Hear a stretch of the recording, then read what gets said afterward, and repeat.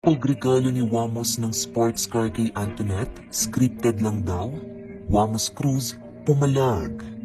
Talaga namang nag-viral kamakailan ang pagsorpresa ni Wamos Cruz ng mamahaling sports car sa kanyang fiancé na si Antoinette Gale.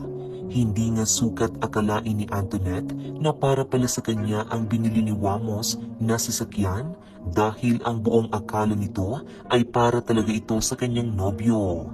Saad nga ni Wamos ay deserve ni Antoinette ang marigaluhan ng ganitong kagarbong bagay dahil hindi nito matutumbasan ang pagmamahal at pag-aalaga na ibinibigay niya bilang ina sa kanyang anak ni si Mitchell at partner naman sa kanya. Ngunit sa kabilangan ng mabuting intensyon ni Wamos at nais lamang na mapasaya ang kanyang fiancé, may ilang netizens nga ang binabatikos ito ngayon at talaga namang binabato ng mga negatibong komento ang ginawang ito ng vlogger. Sa Facebook post kasi ng P3K Cars, ibinahagi nito na naibenta nila ang 2018 Mazda Miata MX-5 kay Wamos Cruz. Makikita rin na kasama mismo si Antoinette sa pagbili ng sasakyang ito. Good morning! Late night sold last night with Antoinette Gale. Salamat sa tiwala at pagbisita, madam.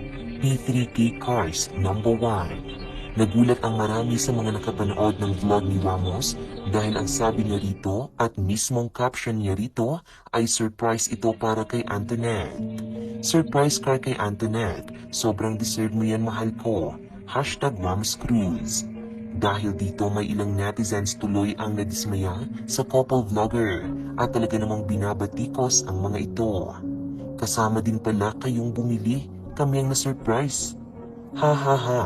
Sa vlog ni Wamos, sinorpresa niya kay Antoinette na di alam kunwari, pero kasama pala yung sinorpresa. Haha, halata naman na scripted yung surprise ni Wamos.